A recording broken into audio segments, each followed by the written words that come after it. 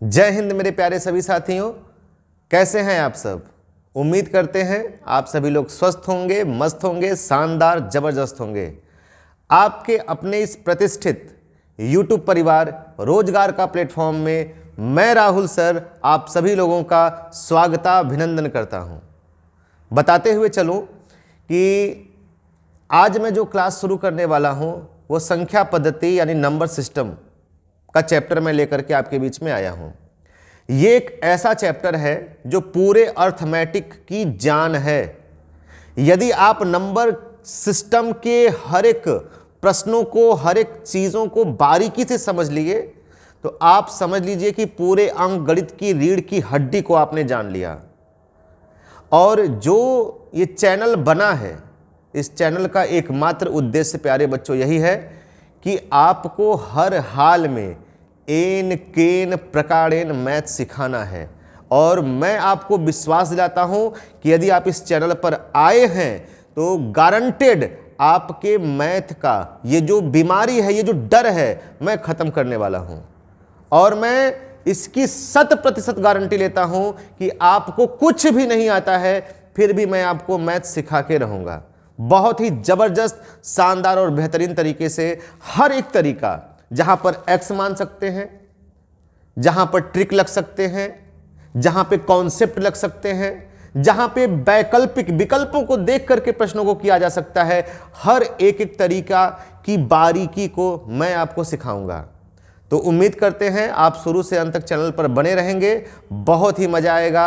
आज का पहला क्लास हम लोग शुरू करेंगे नंबर सिस्टम से। और आज के जो इस पहले क्लास में हम संख्याओं के नामकरण के बारे में जानेंगे।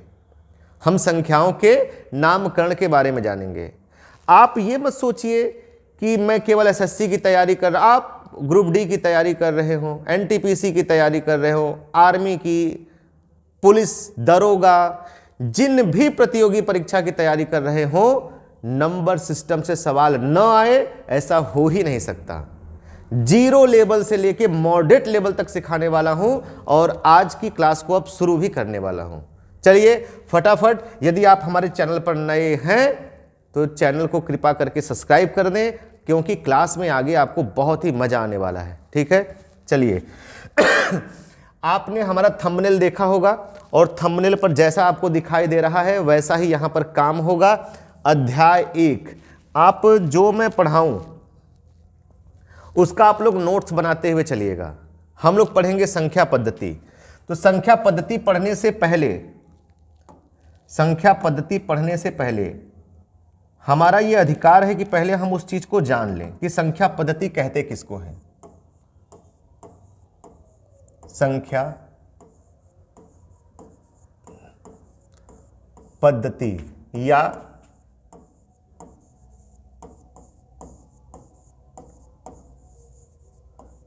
नंबर सिस्टम कहते किसको हैं। इसी को मेरे प्यारे बच्चों संख्या प्रणाली भी कहते हैं। इसी को हम लोग संख्या प्रणाली भी कहते हैं। संख्या प्रणाली कह लीजिए, संख्या पद्धति कह लीजिए, या फिर नंबर सिस्टम कह लीजिए। संख्याओं को प्रदर्शित करने के लिए, संख्याओं को निरूपित करने के लिए हम जिस भी सिस्टम का प्रयोग करते हैं, हम जिस भी पद्धति का प्रयोग करते हैं, हम जिस भी प्रणाली का प्रयोग करते हैं, उन सभी प्रणाली को, सिस्टम को, पद्धति को हम लोग क्या कहेंगे? संख्या पद्धति, संख्या प्रणाली या नंबर सिस्टम। जैसे मैं आपसे कहूं प्यारे बच्चों ये क्या है, तो आप कहेंगे 4 है। ये हमारे हिंदी के देवनागरी लिपि में 4 है। मैं कहूं कि ये क्या है, ये भी 4 है। ये अंग्रेजी माध्यम में 4 है, इंग्लिश में 4 है। मैं कहूं कि ये क्या है, तो आप कहेंगे सर ये भी 4 है, ये रोमन पद्धति में 4 है। तो एक ही संख्या है लेकिन उसको निरूपित करने के लिए अलग अलग पद्धति का प्रयोग हो रहा है। तो इन सभी पद्धति को हम किस में पढ़ेंगे या क्या कहते हैं? संख्या पद्धति कहते हैं। क्या कहेंगे प्यारे बच्चों? संख्या पद्धति कहते हैं। अब सुनना जो संख्या पद्धति होता है मुख्यतः है तो 4 तरीके का। एक आपका दशमलव पद्धति, एक आपका दशमलव पद्धति,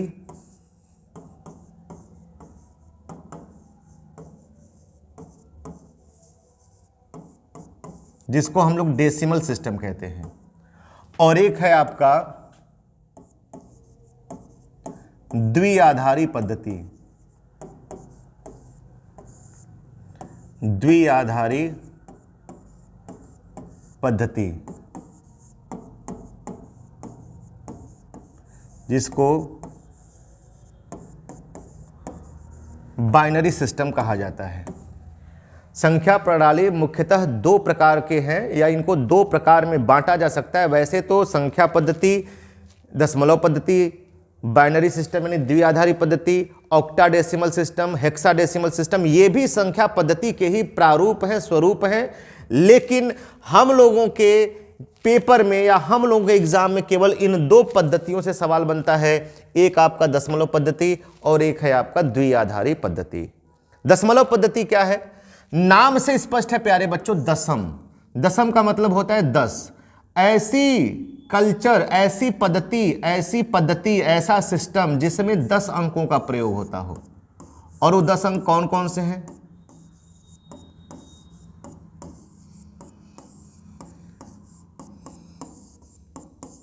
ये ऐसा सिस्टम, ऐसी पद्धति जिसमें 10 अंकों का प्रयोग होता हो, उन्हें क्या कहेंगे? दशमलव पद्धति कहेंगे। ठीक है, आ जाइए। यहां द्विआधारी पद्धति किसको कहते हैं? देखिए, द्वि नाम से स्पष्ट है, द्वि का मतलब द्वि, ऐसी पद्धति जिसमें 2 अंकों का प्रयोग हो। वो अंक कौन कौन से हैं? 0 और 1। पूरी संख्या को दर्शाने के लिए जिसमें केवल 2 अंकों का प्रयोग होता हो, उसे द्विआधारी पद्धति। पूरी संख्या को दर्शाने के लिए जिसमें 10 के 10 अंकों का प्रयोग होता हो, उसे दशमलव पद्धति कहते हैं। इतनी बात हमें उम्मीद है कि आपको समझ में आ रही होगी। अब हम लोग इसके आगे समझते हैं। सुनिएगा, इसी दशमलव पद्धति के जो 10 अंक हैं, इनको बोलेंगे अंक। इन्हीं अंकों का प्रयोग करके हम किसी संख्या का निर्माण करते हैं। जैसे 9423 हमने एक संख्या लिख लिया। ये संख्या जो हमने लिखा है, इसको लिखने के लिए लंदन से तो हमने कोई नंबर मंगाया नहीं, हमने इन्हीं 10 के 10 अंकों में से नंबर उठाए, अंक उठाए, डिजिट उठाए, और हमने एक संख्या बना दी 4 अंकों की, 9423। तो किसी भी संख्या का निर्माण करने के लिए हम दशमलव पद्धति के इन 10 अंकों का प्रयोग करते हैं। ये बात समझ में आ रही है? अब संख्या तो बन गई, संख्या तो बन गई। जब कोई संख्या बनती है तो उस पर 2 प्रकार के प्रश्न बनते हैं। एक, उसके स्थानीय मान से संबंधित, और दूसरा उसके जातीय मान से संबंधित। इसी जातीय मान को अंकीय मान या इसी को वास्तविक मान भी कहते हैं। इसी को मेरे प्यारे बच्चों वास्तविक मान भी कहते हैं। इंग्लिश में यदि आप सुनना चाहेंगे तो इसको फेस वैल्यू बोलते हैं। क्या बोलेंगे? Face value. इसको इंग्लिश में क्या बोलेंगे? स्थान का मतलब प्लेस होता है, प्लेस वैल्यू।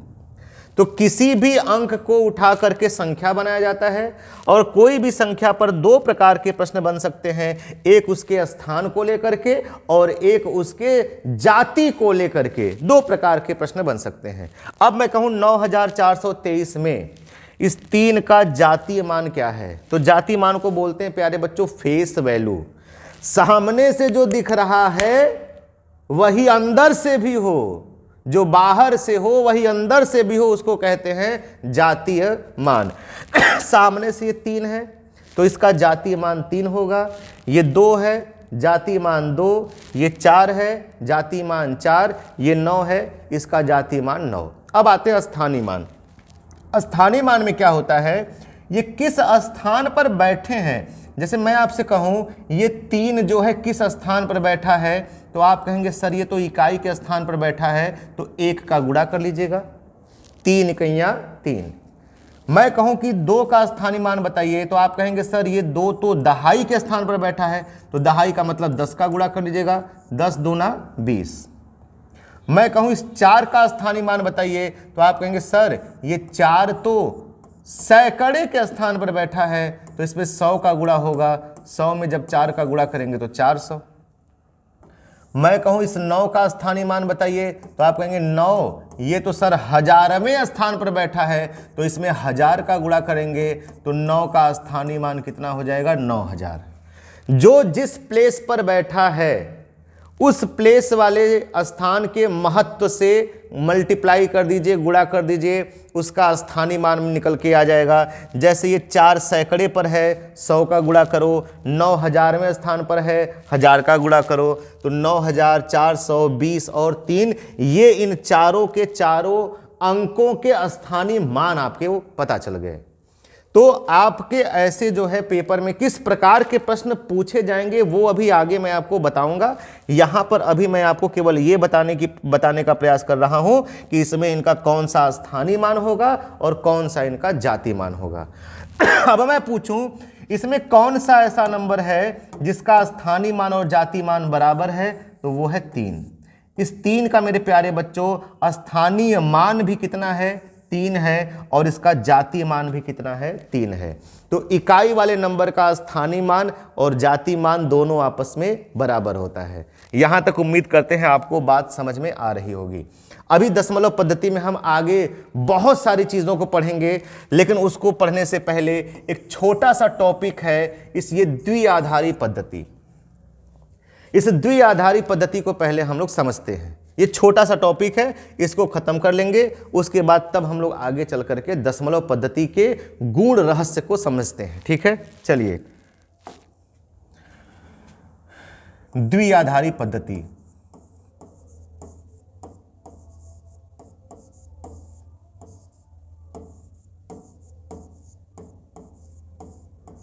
समझिएगा।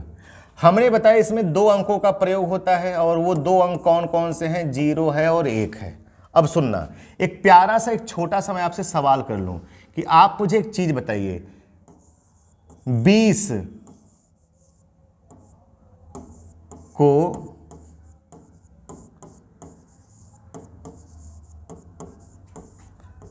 द्विआधारी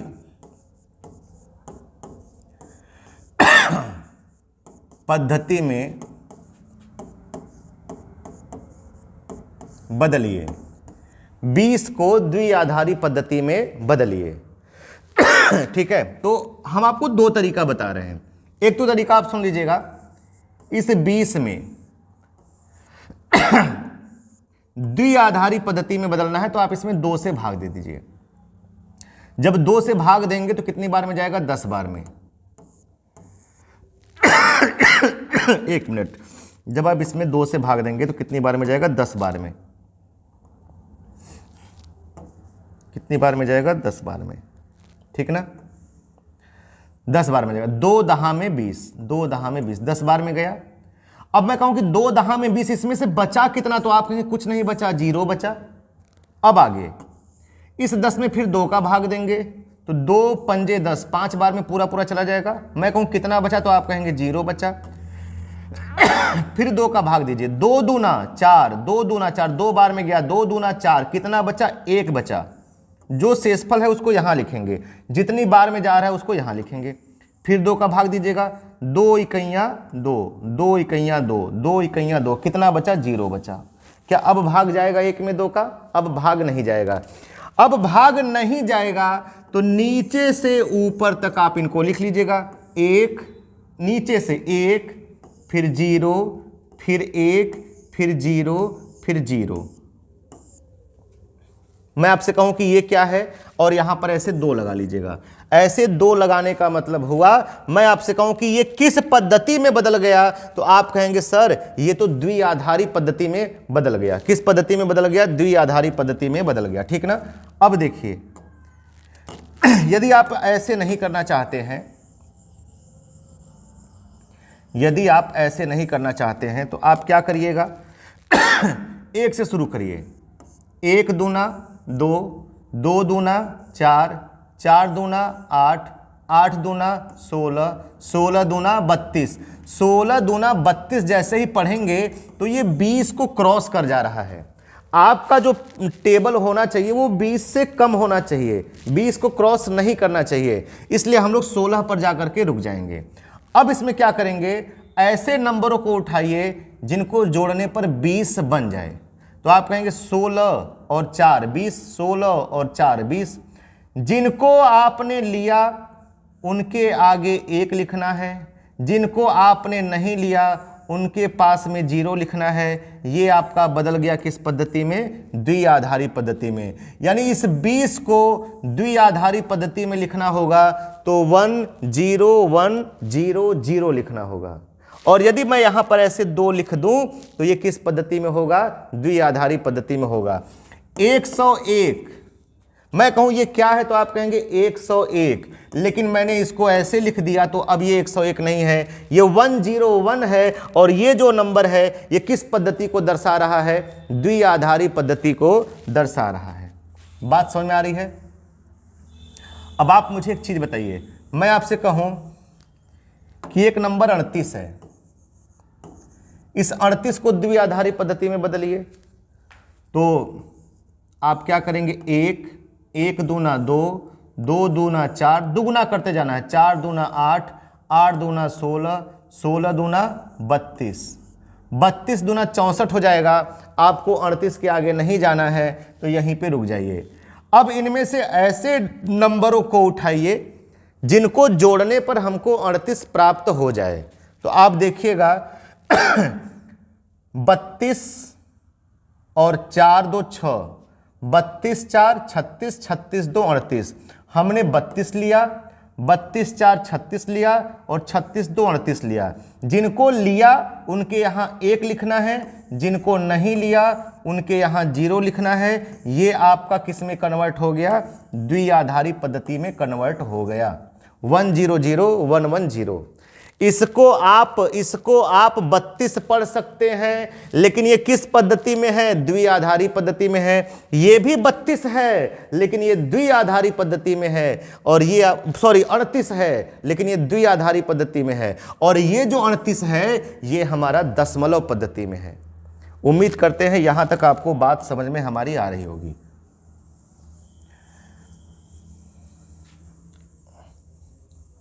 अब सुनिएगा, अब मैं आपसे कहूं कि 1 1 1 0 1 0, मैं कहूं कि इसको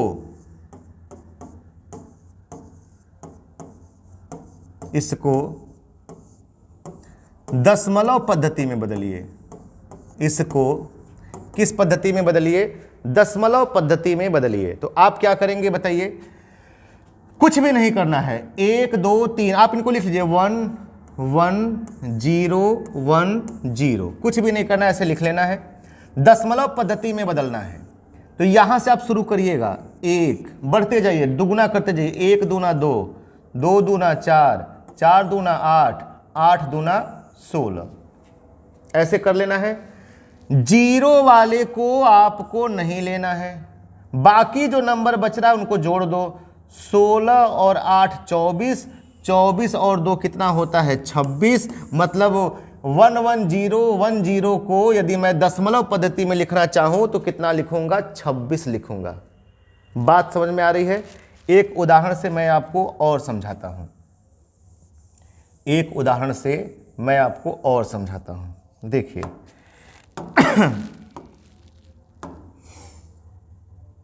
1 0 0 1 1 0 1, ठीक है। इसको दशमलव पद्धति में बदलना है। ये कौन से पद्धति में है, अभी फिलहाल में द्विआधारी पद्धति में है। इसको दशमलव पद्धति में बदलना है तो 1 0 0 1 1 0 1 आपको लिख लेना है। अब यहां पर आपको दुगुना करते जाना है, 1 से, 1 दूना 2, 2 दूना 4, 4 दूना 8, 8 दूना 16, 16 दूना 32 और 32 दूना 64। 0 वाले को नहीं लेना है, 0 वाले को नहीं लेना है, जीरो वाले को नहीं लेना है, बाकी नंबर को जोड़ दो। 64 में 8 जोड़ेंगे 72, 72 4 76, 76 और एक कितना हो गया मेरे प्यारे बच्चों, 77 हो गया। मतलब इसको यदि आप द्विआधारी पद्धति में लिखना चाहेंगे, सॉरी दशमलव पद्धति में लिखना चाहेंगे, तो आप इसे 77 लिख सकते हैं। कितना लिख सकते हैं, यानी ये भी 77 ही है, ये भी क्या है, ये भी आपका 77 ही है, लेकिन ये द्विआधारी पद्धति में है, और ये भी आपका 77 है, ये आपका दशमलव पद्धति में है। उम्मीद करते हैं आपको द्विआधारी पद्धति से दशमलव पद्धति में और दशमलव पद्धति से द्विआधारी पद्धति में बदलने आ गया होगा। इससे पेपर में सवाल आते रहते हैं और आप इस पर और भी सवाल लेकर के प्रैक्टिस कर सकते हैं। ठीक है,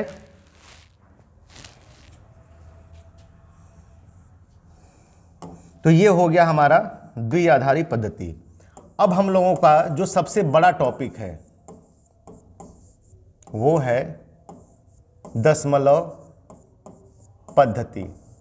क्या है, दशमलव पद्धति, डेसिमल सिस्टम। हमने बताया था ना कि इसमें से आप 10 अंकों का प्रयोग करके कोई भी संख्या बना सकते हैं। उस पे स्थानीय मान और जाति मान आपका, ये भी मैंने बता दिया था कि स्थानीय मान क्या होता है और जाति मान क्या होता है। अब मेरे प्यारे बच्चों, इसी के आगे मैं दशमलव लगा दूं और लिख दूं 2 3 6 8। तो आपको इनका तो आपको स्थानीय मान निकालना तो पता था। अब मैं कहूं कि मुझे इनका स्थानीय मान निकाल करके बताओ, तो कैसे निकलेगा समझना। सबसे पहले आप हमारी बात को सुनिएगा, मैं इनका स्थानीय मान निकालने का प्रयास कर रहा हूं। पहले इनका बताइए, 3 का स्थानीय मान तो आप क्या कहेंगे, 3 इकाइयां 3। मैं कहूं कि 2 का स्थानीय मान मेरे प्यारे बच्चों, तो 2 में कितने का गुणा, 10 का, क्योंकि दहाई पर है। 4 सैकड़े पर है, तो 4 का स्थानीय मान निकालने के लिए 100 का गुणा 400। 9 हजारवें स्थान पर है, तो 9 में कितने का गुणा मेरे प्यारे बच्चों, 1000 का गुणा, तो इसका स्थानीय मान हो जाएगा 9000। यहाँ तक तो आपको बात समझ में आ रही थी। अब मैं कहूँ दशमलव के इधर, देखिए दशमलव के इधर वाले नंबर को हम लोग क्या बोलते हैं, पूर्णांक बोलते हैं। आगे मैं आपको ये सारी चीज़ें पढ़ाऊँगा। तो पूर्णांक का आपको स्थानीय मान निकालने के लिए गुणा करना है, दशमलव के इधर का स्थानीय मान निकालने के लिए भी आपको गुणा करना है। लेकिन कैसे करना है समझो। दशमलव के बाद ये पहला नंबर है 2। यदि मैं इस पूरे को ढक लूं तो आप कहेंगे सर ये तो दशमलव 2 है, और दशमलव 2 को जब आप बटे में लिखेंगे तो क्या लिखेंगे, 2/10, क्योंकि दशमलव हटाने के बाद उसके स्थान पर 1 लिखते हैं, और दशमलव के बाद जितनी संख्या होती है उतने शून्य लिखते हैं। तो ये एक स्थान पर है, दशमलव के एक स्थान पर है, तो इसमें कितना जीरो है, 1 जीरो है। अब आ जाओ, ये 3 जो है, देखिए 3 दशमलव के दूसरे स्थान पर है। दशमलव 2 3 को यदि मैं लूं तो आपको मैं कहूं कि इसको भिन्न में बदलो, तो आप 23 लिख लेंगे। दशमलव के स्थान पर 1 लिखते हैं, दशमलव के बाद 2 नंबर है तो 2 जीरो लिख देंगे। 3 जो है दशमलव के दूसरे स्थान पर था, तो यहाँ पे कितना जीरो हो गया, 2 जीरो हो गया। अब यहीं पे मैं आपको चीज समझाने का प्रयास कर रहा हूं, सुनिएगा। आ जाइए, मैं कहूं कि इस 2 का स्थानीय मान बताइए, तो इस 2 में गुणा होगा। अब बात आती है किसका गुणा होगा, तो गुणा होगा दशमलव के बाद ये 1 स्थान पर है, तो इसमें 1/10 का गुणा होगा, यानी 1 जीरो वाले से गुणा होगा। मैं कहूं कि 3 का स्थानीय मान बताइए, तो 3 में भी क्या होगा, गुणा होगा। अब 3 में किसका गुणा होगा, तो दशमलव के बाद ये दूसरे स्थान पर है, तो इसमें 2 जीरो वाले से गुणा होगा, 1/100 से, 1/100 से। मैं कहूं कि मुझे 6 का स्थानीय मान बताइए, तो 6 में भी मेरे प्यारे बच्चों गुणा होगा। दशमलव के तीसरे स्थान पर है, तो इसमें 3 जीरो वाले से, कितने जीरो वाले से, 3 जीरो वाले से, यानी 1/1000 से गुणा होगा। मैं कहूं कि मुझे इस 8 का स्थानीय मान बताइए, तो इस 8 में भी क्या होगा, गुणा होगा। किसका गुणा होगा, ये चौथे स्थान पर है, तो इसमें 4 जीरो वाले से गुणा होगा। कितने जीरो वाले से, 4 जीरो वाले से गुणा होगा। अब बताइए 8 का गुणा 8 1 में करेंगे तो ये कितना हो जाएगा, यही ना होगा। 6 का गुणा इसमें करेंगे तो 6 बटे कितना हो जाएगा, 4 जीरो, 3 जीरो नीचे है, लगा दीजिए। 3 का गुणा इसमें होगा तो 3 बटे कितना हो जाएगा, 100 हो जाएगा। 2 का गुणा इसमें होगा तो 2 बटे कितना हो जाएगा, 10 हो जाएगा। आप डायरेक्ट इनको ऐसे लिख सकते थे, लेकिन मैं ये गुणा करके क्यों बता रहा हूं, क्योंकि इसी पर आगे आने वाले क्लास में आपको सवाल मैं दूंगा, और ये चीज यदि आप नहीं समझे रहेंगे तो आप वहां पे गड़बड़ कर सकते हैं। जैसे 0.5649 मैं कहूं कि 5 का मुझे स्थानीय मान बताइए, तो 5 में गुणा कर दीजिएगा 1/10 का। मैं कहूं 6 का स्थानीय मान बताइए, तो 6 में गुणा कर दीजिएगा। अब 6 दूसरे स्थान पर है तो 1/100 का गुणा होगा। 4 का स्थानीय मान, तो 4 में गुणा होगा। 4 तीसरे स्थान पर है तो 3 जीरो वाले से गुणा होगा। मैं कहूं कि इस 9 का स्थानीय मान बताइए, तो 9 का स्थानीय मान बताने के लिए 9 में भी गुणा होगा। 9 मेरे प्यारे बच्चों चौथे स्थान पर है तो इसमें 4 जीरो वाले से गुणा होगा। तो आप उम्मीद करते हैं कि दशमलव के स्थानीय मान को भी आप समझ पा रहे होंगे, दशमलव के भी स्थानीय मान को आप समझ पा रहे होंगे। जैसे मैं आपसे एक प्यारा सा सवाल कहूं कि 3 सही 1/4 में,